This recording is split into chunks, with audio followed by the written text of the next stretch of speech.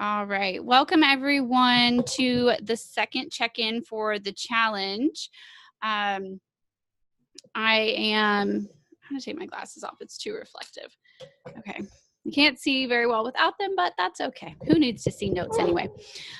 So yeah, we are just kind of checking in here to see how everyone is doing on the challenge. Those of you who are here, let me know how you're doing on the challenge. There's a couple of questions that I saw in the Facebook group that I wanted to kind of address just while I had everybody here, and for those who are going to watch the replay, because I thought they were good questions that I think could really benefit anyone.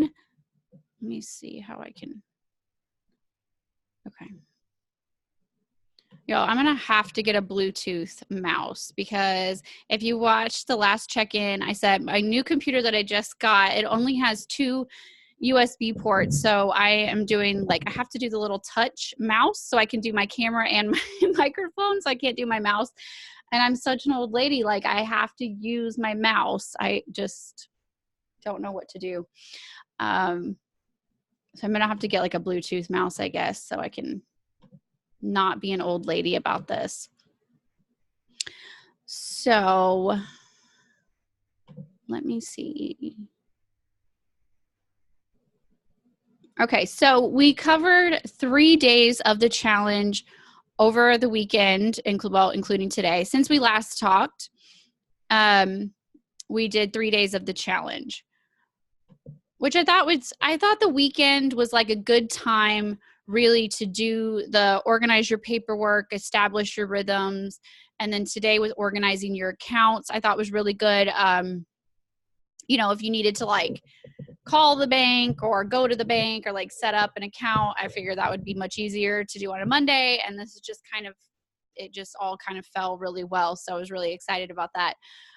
So let's talk about day 2 first. And those of you who are here live, just chime in if you have any questions or comments about any of this as I'm talking. I don't want to just talk at you. So let me know if you have anything to add as I'm kind of going through here.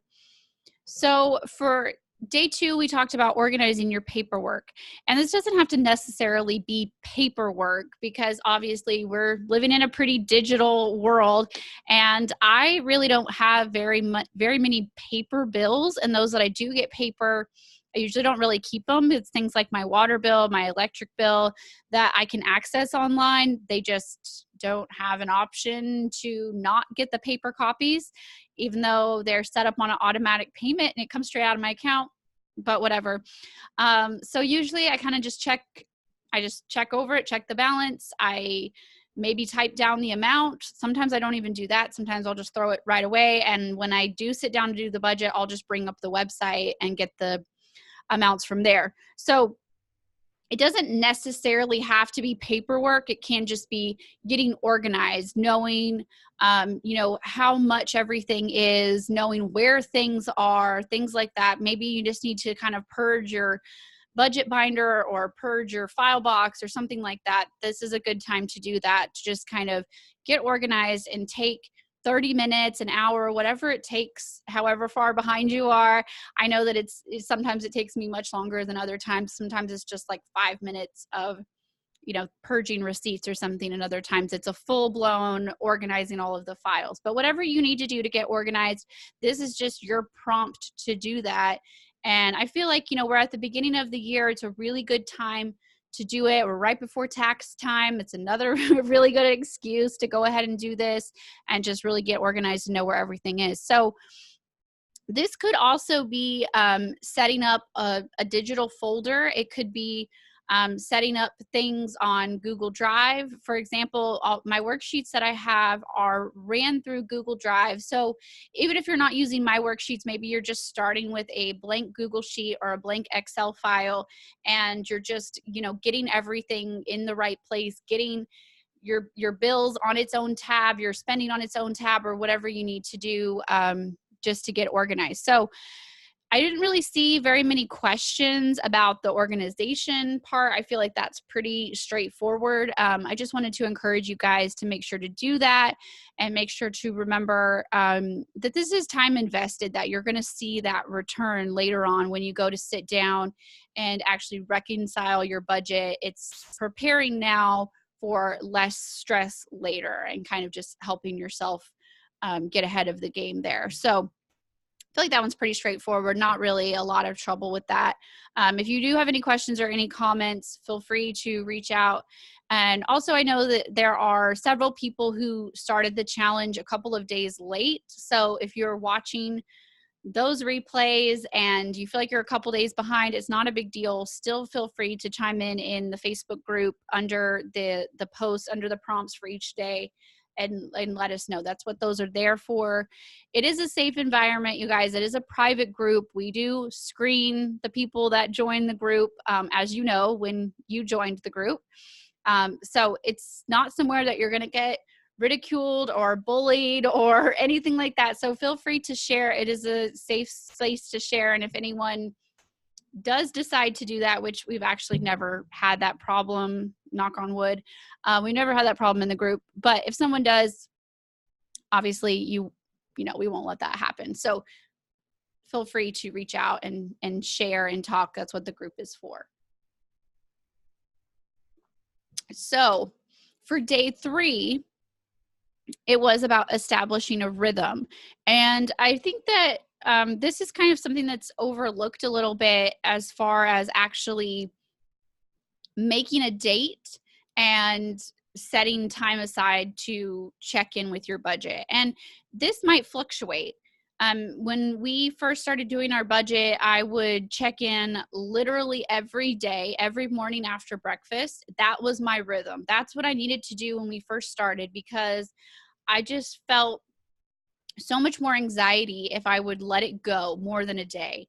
So I would just, every single morning, I would reconcile our budget. I know several people who are years into their budgeting journey and still do that.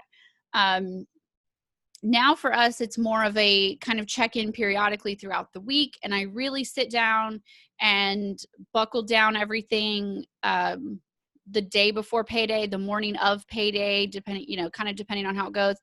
And then on the weekends, now it's more of a weekend chore to kind of reconcile everything, log all of our spending, all of that kind of stuff.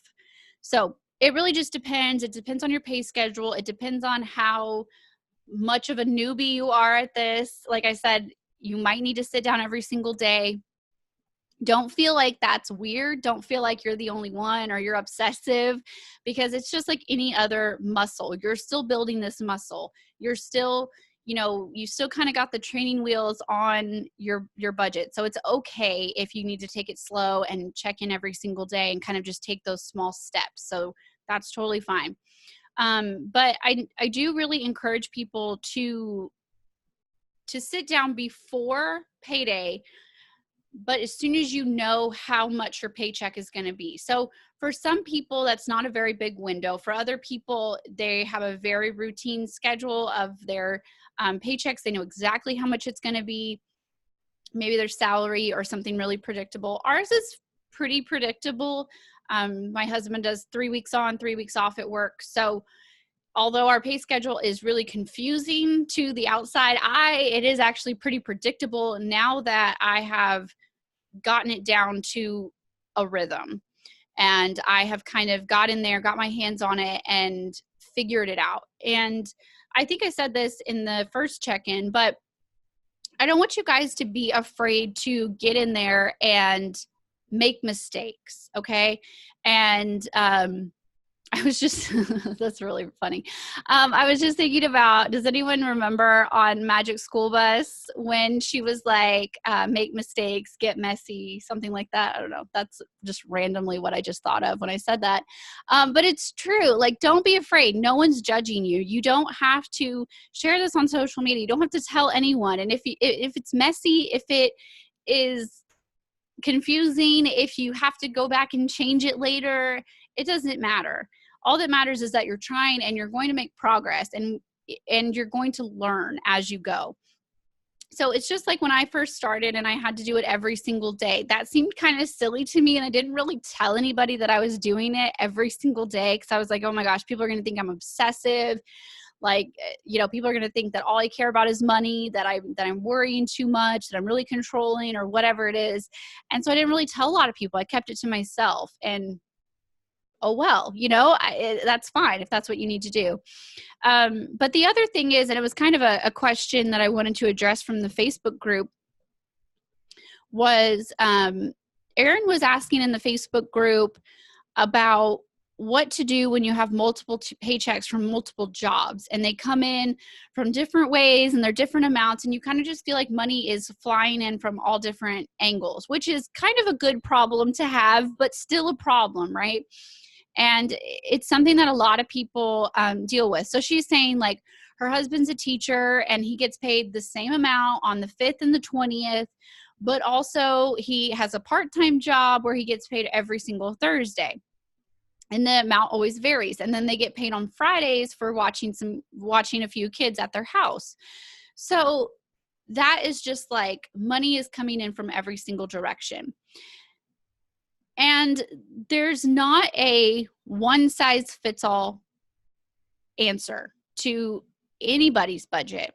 So it might make sense for them to do one big monthly budget, and maybe they can get ahead of the game and they can know, okay, well, we get money from, let's see, Thursdays, Fridays. So that's at least 8, 10, they have 10 paychecks, essentially, maybe more depending on, how the weeks fall. They essentially have 10 paychecks. So they could do one big budget, and it's just like, we just have 10 spots, we get 10 paychecks, this is estimated what it's going to total up to, and they could just do that. To me, that's kind of like that seems like it leaves a little too much room for error. So what they could do is since they know that every Thursday and every Friday they're going to get a paycheck, so they could pick either Thursday or Friday. I would probably pick Friday and take that Thursday right before that Friday and just pretend like you don't get it till Friday. You know what I mean? So pretend like you get paid every single Friday. And however that falls, I would probably start the budget every single Friday. And I would probably do a weekly budget, just because if it goes much longer than a couple of weeks, especially if you're first starting, it feels a little like your training wheels are falling off and you're going a little too fast, right? And then I would just kind of do, I was going to let me see if I can find that calendar. I don't know if that's really going to help because it doesn't have dates on it. Let me see if I can do that real quick and screen share with y'all. Maybe I just need to bring up, bear with me. I didn't really figure out how I was going to share this. I just know that I wanted to share it. And it was just a really good question. And it's really hard to explain without seeing it.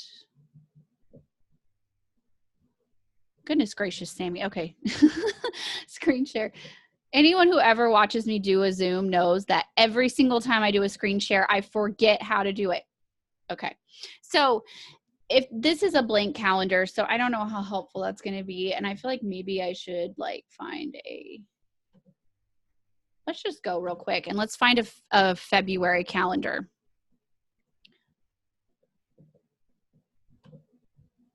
Okay. Here we go. Go over there. Don't go on that. No, don't. Y'all bear with me. Okay. So we're going to zoom in a little bit. Okay. So for example, so her husband gets paid on the 5th and the 20th, right? So that falls on a Wednesday and a Thursday, which obviously it's going to vary. But what she could do is she could say, okay, every single Friday is going to start a new budget period. Whatever falls in there, falls in there. So she would have like a January 31st, a February 7th, 14th, 21st, and 28th. right? So on the 7th, she could be like picking all of these to be on this, like this week. Or she could say, okay, anything that happens between the 7th and the 14th goes on this budget. You see what I'm saying? How there's so much room for your own customization, right?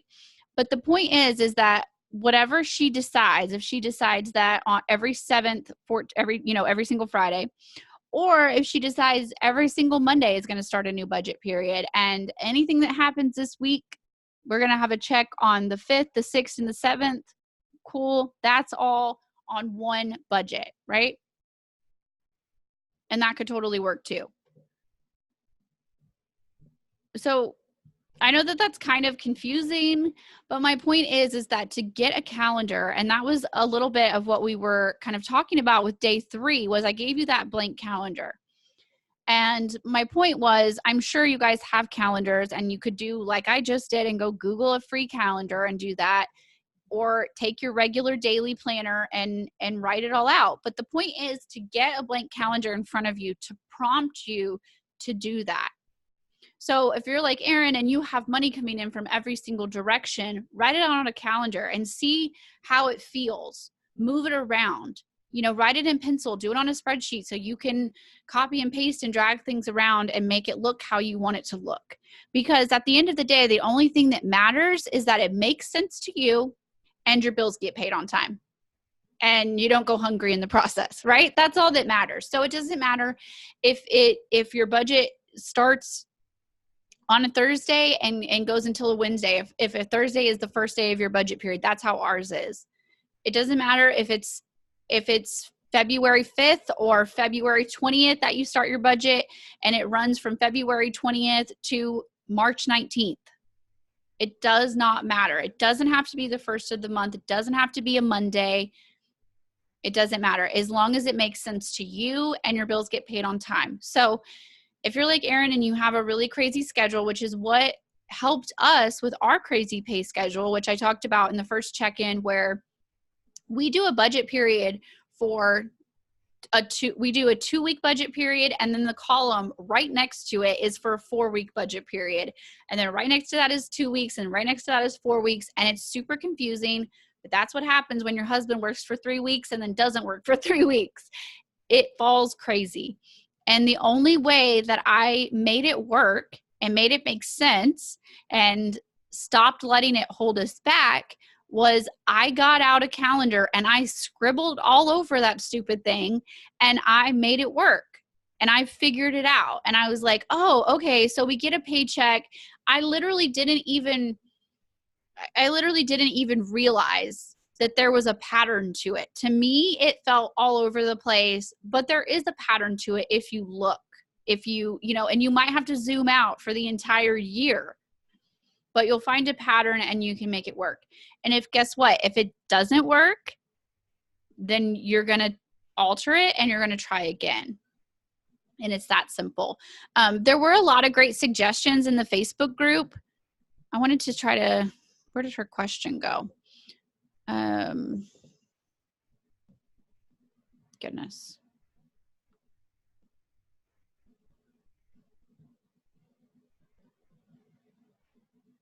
Don't mind me. I'm just reading this without my glasses.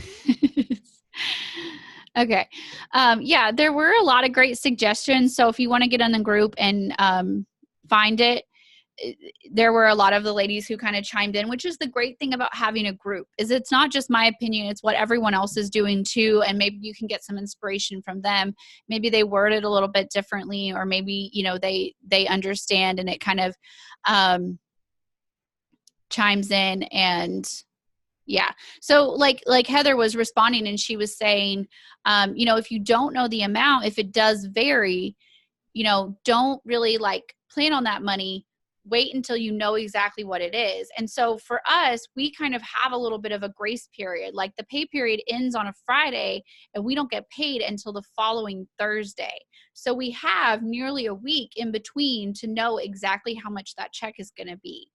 And so if you have that grace period, that's when you kind of go in and you plan where every dollar is going to go, right? especially if your pay varies, especially if it varies. That little time in between is going to be the key for you, and you have to do it in that time in between. That's the thing, is that a lot of us will procrastinate, and then it'll be payday, and then, oh, we're really busy that day, and oh my gosh, it's a week later, where did all of our money go, right? So if you don't know, that little bit of a grace period, that is your key to success right in there, is that little bit of time. And yeah. And someone else is saying, Emily was chiming in, and she was saying, if you don't know for your part-time job, maybe you could just base the, do the base of your budget off of your salary, like the lowest amount. And then anything else is kind of just a bonus that you could throw towards debt or savings. And that's a really great way of when you're going in and you're estimating. And like what we do, I will go in for the entire year, which is what I'm still working on, because this is not a like magic pill or anything. This is something that takes a lot of work to go in and plan all of this out.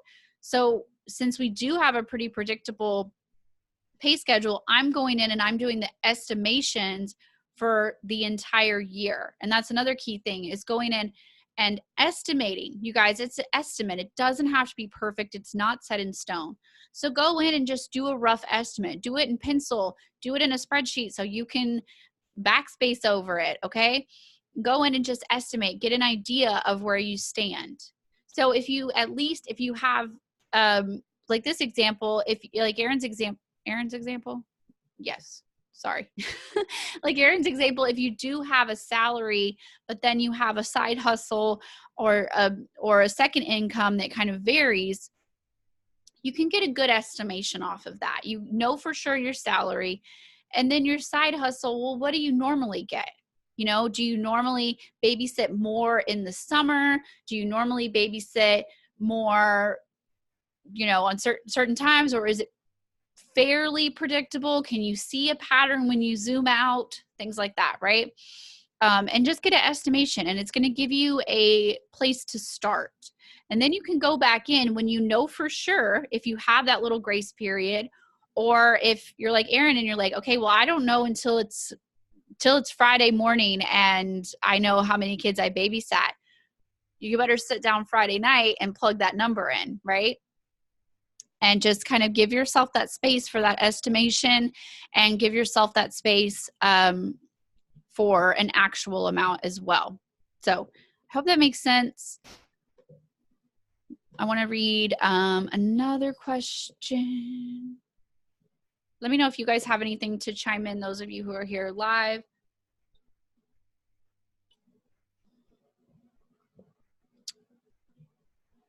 Okay, so on day 4, we talked about organizing your account, and I gave you guys the links to, I think I gave you guys the links to the podcast, the YouTube video, and the blog about the same topic. And I repurposed that because that is my most popular YouTube video. It's my most popular podcast episode. Last time I checked, it was, I think, like my second most popular blog or something like that. It's insanely popular because it is so simple and it is so effective. And so I repurposed that because I want everybody to hear that content and hear that message. And you guys, this was just, I feel like it was our secret to success with our budget, was the way that we organize it. And I know it's not a one size fits all, but it is a place to start. Okay. And it can be with debit cards. It can be with cash. It can be if you do your spending on a credit card and you pay it off. My children are fighting. No big deal. They're supposed to be watching a movie. It can be done no matter what form of payment you use it on. The organization can still be the same, right? So the way we organize it, and I gave you guys the chart, was we start with on payday and our check gets direct deposited into our bills account, and then I disperse it from there. Okay, so I make sure that our bills get paid first and foremost, assuming that I will at least have enough for groceries. Obviously, you have to eat, but assuming that.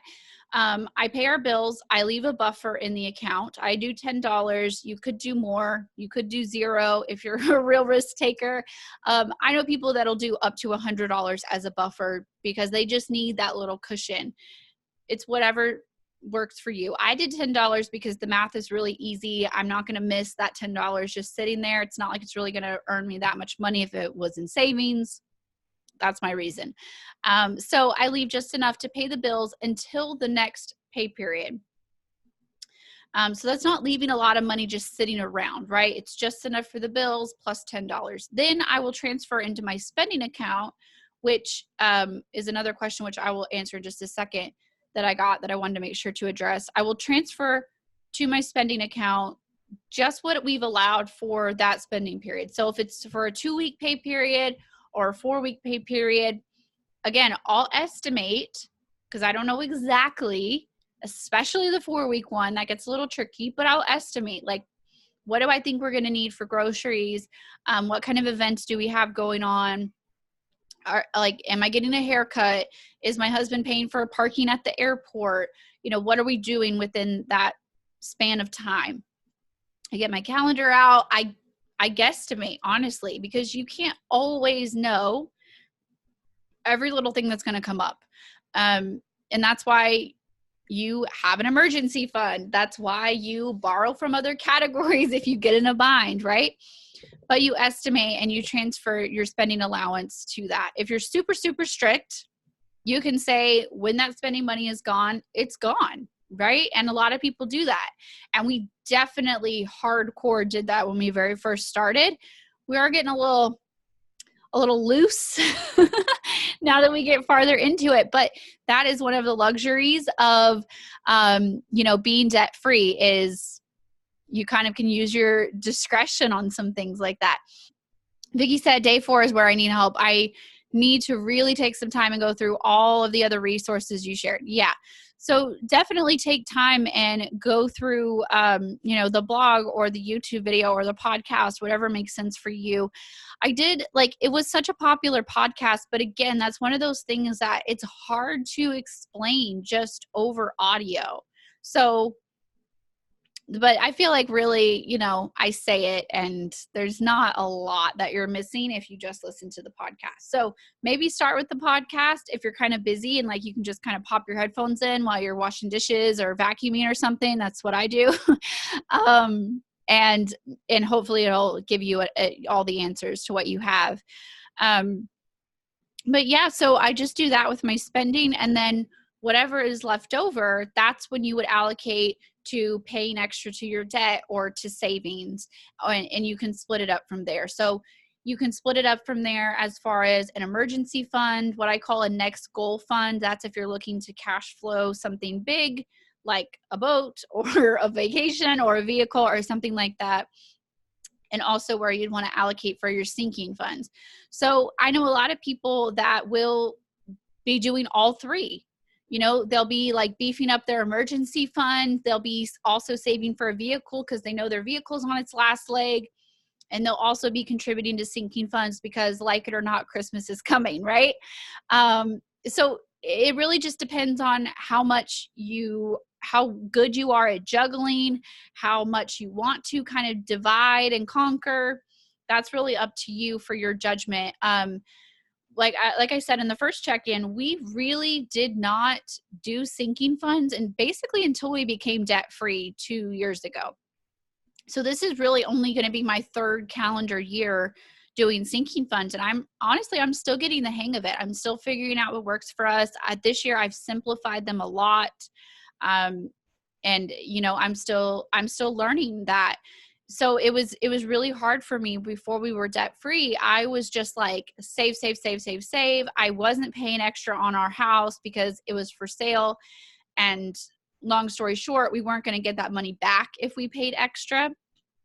And we knew that. So every single extra dollar we just saved. We just saved. And, that was our main focus. Yeah. Deidre's saying she's experimenting with sinking funds too. And I feel like, you don't know exactly. And for I mean, you can know for Christmas, you can set a budget for Christmas and you can say, okay, $1,200 and I put $100 every single month in it. Great. But what about things like medical? What about things like car repairs?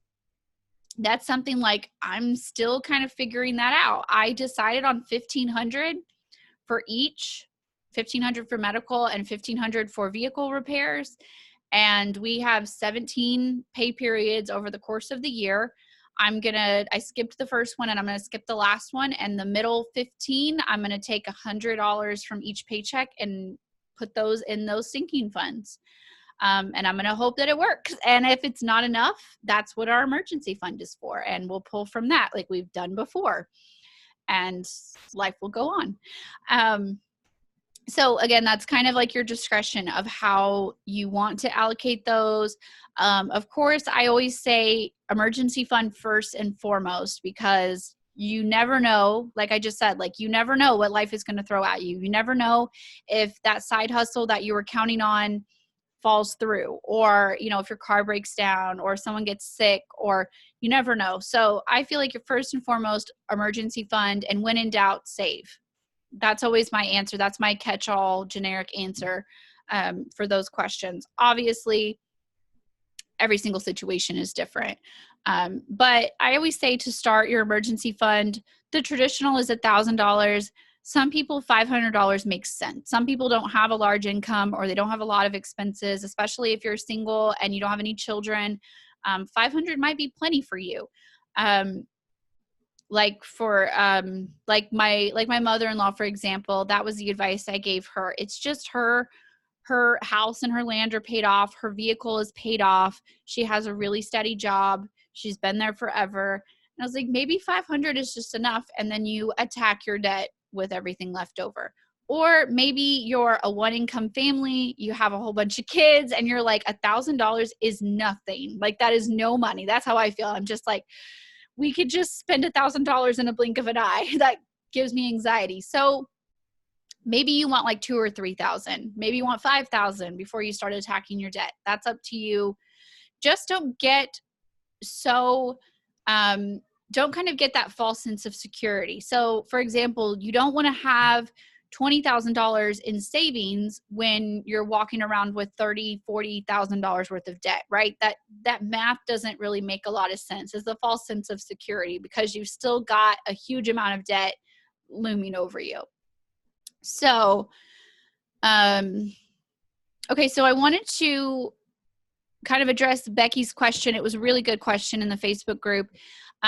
She was asking about, and then someone else, gosh, I didn't write down her name. I'm sorry. Someone else emailed me pretty much about the same thing as, Becky was asking, do you recommend, what banks do you recommend for these accounts? And someone else emailed me and asked me like if I had them all at the same bank. So kind of the same question. So for us, we locally bank with Regions, which is a pretty big bank, but we have 2 locations in our town. So it's really easy for us as far as like ATM and stuff like that. So we have our local accounts with Regions, and we have a checking/debit card account for our bills. Then we have another one with Regions, checking/debit card for our spending. And then we have our sinking fund actually as a debit card checking account. I used to have our sinking fund as a savings account, but I decided to switch it to a debit card account only because we use it so much. So a debit card made sense to me. I can pay things online. For example, my husband's job is a union job, so we pay union dues every single quarter, which is something I pay online. I'm not going to mail them a check. So I need a debit card for that. So, and then there's other things that I do need a checkbook for. Everything for our girls' activities, like dance class, their costumes, for example, I went and paid the other day and I had to write a check for it. So it just kind of made sense. It came in really handy at Christmas when I was Christmas shopping. I had a debit card with my whole Christmas budget on it, and I could keep track of the transactions online, and that made sense to me. Then, okay, so all 3 of those are at Regions. And then we do have a small savings account that I keep at 5,000. Try to keep it 5,000. I try to keep it 5,000 with regions, only because if something does happen where we go over on our spending, which happens, I can quickly pull from that money instantly. You know, if something was to happen where our car was broke down and we needed a tow truck, something like that, I could instantly pull that money from our emergency fund. Again, that's something that you're going to have to use your own discretion. Can you trust yourself with that much money? You know, how much can you keep that you have instant access to? That's something that I can't answer for you. You have to use your best judgment on that. 5,000 felt good to me. There was one time, it's been a while ago, where I was all the way in Houston, which is 2.5, 3 hours from us. I was all the way in Houston, and my transmission went out in my Suburban. I had all 3 of my kids and my mom with me, and my husband was at work. So we did we have our truck? I can't remember if that was when I was driving him to the airport. Either way, we were 3 hours from home with the kids, with my mom. And of course we broke down in the worst part of Houston, like like it was really bad. So I had to, handle that and get my transmission fixed. And so it was a couple $1,000s, and that was something that I needed right then.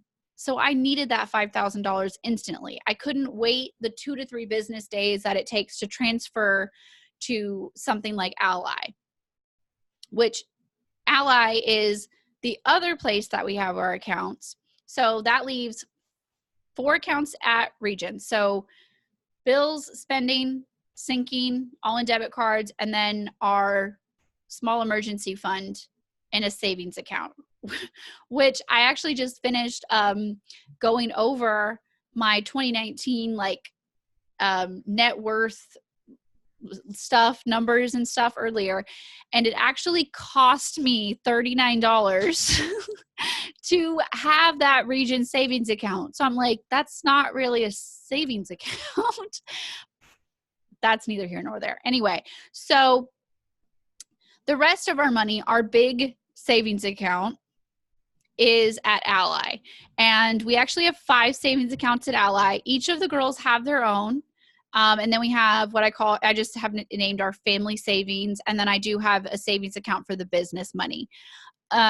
So the thing about Ally is right now they have a 1.6% return, which is insane, because a lot of banks are like 0.5% or something like that, which I think is what our Region's in. And it actually costs us money to be there. But at Ally, it's 1.6 right now, and it was way better before the stock market started being crazy in the past year or two. When we first got with them, I think it was like 1.8 or 1.9. 1.6 is still really great, and I think Capital One 360 it usually is pretty competitive. Them and Ally, they usually are super competitive with their rates, and they usually stay about the same. So I don't have an endorsement from them or anything, or even a referral link, which I wish I did, but they don't offer that, so I don't. But I just use them because that return is amazing. And we made over $500 just in our interest alone from Ally in 2019. So that's insane. So our emergency fund is $15,000. So I keep the $5,000 at Regions for easy access, and I keep the other 10 mixed in with our next goal fund and our family savings at Ally, because I can get a great return on that money. And when we do need it, it does take like 2 to 3 business days to transfer from Ally to Regions. And I told Daniel, I was like, we were both kind of like, we were weighing the pros and cons. We were trying to figure out how much made sense for us. And I said, look, I don't think that we need to spend more than $5,000 without 2 to 3 business days to consider the purchase, right? And that's kind of what we agreed on. And for example, when we just bought our boat a few months ago, we found it online. We set up an appointment with the seller, and that gave us plenty of time to transfer the money. We transferred it to Regions. We went and got the cash out, and then we went to go look at it with the cash. And we had that 2 or 3 days, however long it took, to be like, do we really want this boat? Is it really what we want? We didn't impulse $11,000 boat. We really thought about it. We considered it, and we did that. Deidre's saying you can use Zelle. Zelle, is that right? It's almost instant. You can send the money to Regions using Zelle, and it's free. Interesting. I'm gonna write that down. I have to look that up. I'll write it down in my planner. Okay, that's awesome. Thank you. But now you're gonna let me impulse buy a boat if it's no, I'm joking. No, but I mean, seriously, like if you can get that return, to me it's worth it being a couple days away. Like that's how I think of it, is it's only a couple of days away, and it's worth the $500 and something that we earned doing that. So that's what I do. So let me make sure I answered the question. Yeah, and things like Ally, they actually just recently started, which I haven't even set mine up yet, kind of what they call buckets, where you can have just one account. So I could just have one big account instead of having the 5 accounts, and I could set up a bucket for each one of the kids. I could set up a bucket for our emergency fund. I could set up a bucket for the next thing we're saving for, and I could set up a bucket for business savings. And then I could have it all just in one account, and it would just kind of digitally be separated. And like I said, they just started that in the past couple of weeks. I haven't even had a chance to look at that.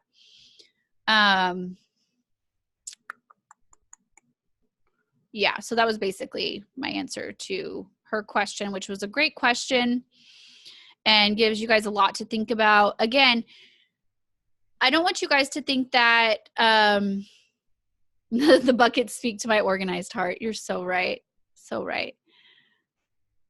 I need to get on there and check it out. Maybe I'll do that in the next payday when I get in there and tinker around with everything, because I really need to see what it's like. That would be really awesome. At least in our big family savings account.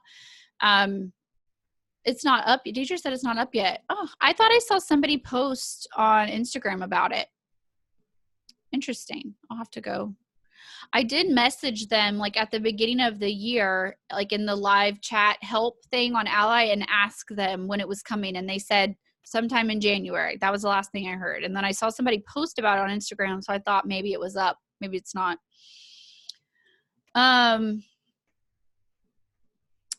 What was I going to say? Oh, I was going to say about spending, and then I will let you guys go unless you guys have any questions, because my children are running around. Obviously not watching their movie. But I want to say about spending. Okay, so I know a lot of people are diehard cash users, and I know a lot of people spend less when they spend with cash, which is fantastic. Like, you do you. I actually spend more when I spend with cash. And I learned that about myself through trial and error, which is what I encourage you guys to do, is figure it out. Figure out which way you can control your spending more. For me, if I can't see that total in my bank account, it doesn't feel real, which doesn't make sense, because experts will say that when you have that cash, when you exchange the cash, you have the pain factor. I don't know why, but that pain factor does not exist inside of my head. And it feels like it's just free money. It doesn't feel real, but the numbers on the bank account feel real. I don't know why. So you're not wrong if you feel that way, and you're not wrong if you feel the opposite way. Everyone is different, which is the great part about personal finance. So trial and error and figure out which way works for you. That can be part of your organizing your bank accounts, is figuring out, do you want to do spending in cash? Or you could be, like, I know, like Marilee from Easy Budget, I think she does just her restaurant money in cash, and all her other spending is on her debit card, something like that. You could do that too. You could do just your fun money in cash, and like each spouse gets their money that they're allowed to spend. And that's just in cash, like no questions asked. You get $40, spend it however you want, go get coffee, do whatever. I don't care. Go get new clothes. It doesn't matter. And everything else could be on your debit card. It really doesn't matter as long as you come up with your plan ahead of time. So you can still do this organization if you want to use cash. So instead of where I would transfer my $1,200 for the month or whatever my spending money is over to my spending account, you could go to the ATM and just withdraw it. And it's the same exact thing. You're just keeping your spending money separate from your bills. So you don't accidentally spend the electric bill money on groceries or something like that. You're not constantly checking what's cleared, what hasn't, what's pending, what's, you know what's what, and it's organized. That's the main takeaway from all of this. So let me know if you guys have any questions, comments, anything else to add before we go. For those of you watching the replay, of course, email me. Let me know if there's anything that you want to add. Check in the Facebook group. That's what the Facebook group is for. That's why we were doing daily prompts for you guys to check in with each other, even to say, did this one, worked great. I know a couple people kind of chimed in with those, and I appreciate it. And I feel like it helps just to feel like you're not doing this alone. So even if you feel silly sharing, maybe someone else needs to know that they're not alone with, feeling like they spend more when they have cash or something silly like I share. So we are going to check back in on Wednesday night. Go back up. Okay. This is me trying to scroll with the touchpad. We're going to do simplifying your spending tomorrow, where we're going to talk about the different categories of your spending. And then we're going to talk about day 6, we're going to talk about your bills. So if you are someone who has the new digital budgeting system, I want to kind of show you what you can do with that. That is really cool. When you are kind of setting up your spending accounts, it makes it super, super easy. Okay, so this is on the Start Here page, and this is the top. I just happened to scroll down. So the very first thing you do, step 1, and if you're going to do your spending categories, this is a really great time to start the worksheet, because you'll have this like right in front of you, and it's literally step 1. So you can start this tomorrow as you're going through it.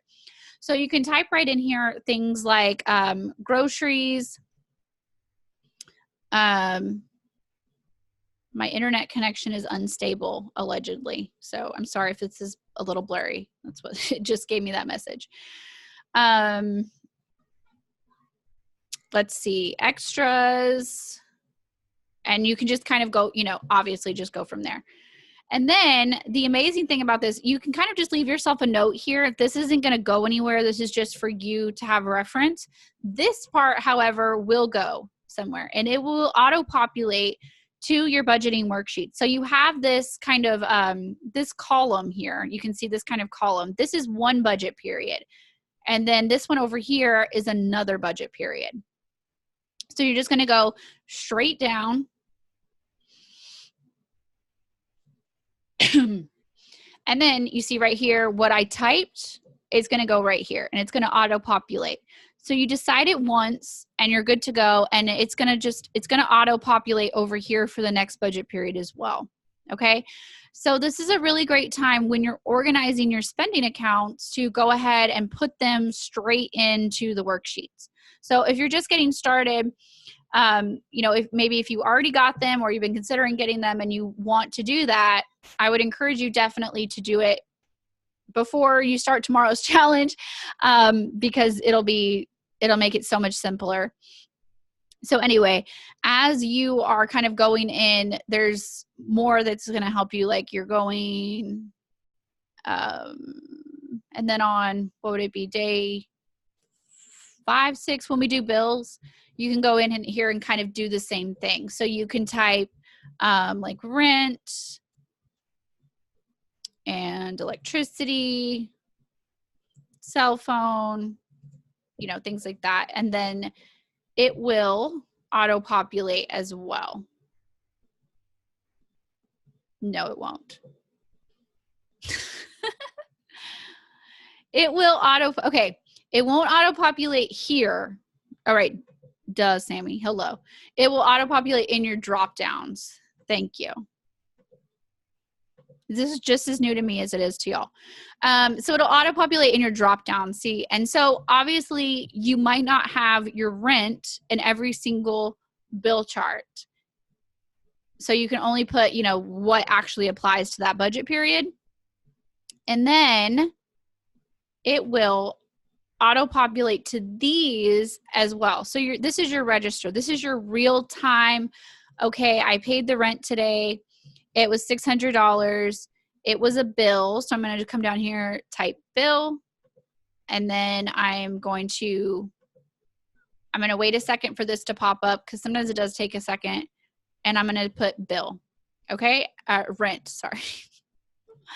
Sorry, rent. And then we can go up here and we'll see that it goes straight to right there, right? And your spending will do the same thing. So if you go down here to, say you bought groceries and you spent $100 on groceries, then you can kind of do the same thing. You can say spending, wait for your little drop down. It goes slower when your internet is slower, like mine right now, because I'm live streaming. So you can do groceries and see right here, it auto-populates to $100. And if you had $200 allotted for groceries in your estimation, it'll tell you you have $100 left to spend. It'll do all the math for you. It will do all of the math up here for you, all of that good stuff. So that'll really help you when you're going through this challenge to go ahead and just set it up straight in here if you're considering doing it or you already have them. So, okay. That is all, you guys. I just wanted to make sure to show you that part. Hopefully I answered y'all's questions or at least gave you some encouragement to move forward through the next 2 days of the challenge. Hopefully keep going. Don't give up on the challenge. Even if you're a little bit behind, no worries. There are people who literally just started the challenge. So it doesn't matter. You can keep going. And the videos aren't going to disappear. The emails aren't going to disappear, obviously. So go at your own speed if you need to. If you need to just kind of earmark those emails in your inbox and, you know, maybe you're still kind of hung up on day 2 or day 3 or something like that and you need to kind of catch up later, that's totally fine. Don't feel rushed. Remember that you can literally, you'll have access to the videos. They're not going to go anywhere. They're not going to expire. There are people that are going to continue to join. The challenge is evergreen. It's up all the time, so it's not going to go away. So if you need to go back and rewatch anything, that's what it's there for. So I'm going to go. I kept you guys way longer than I planned. Thank you, Vicki. Yes. Good night, everyone. Thank you guys for those of you who joined me live. And for those of you who are watching the replay, thank you for hanging out and spending the time with me. All right. I'll talk to you guys later. Bye, guys.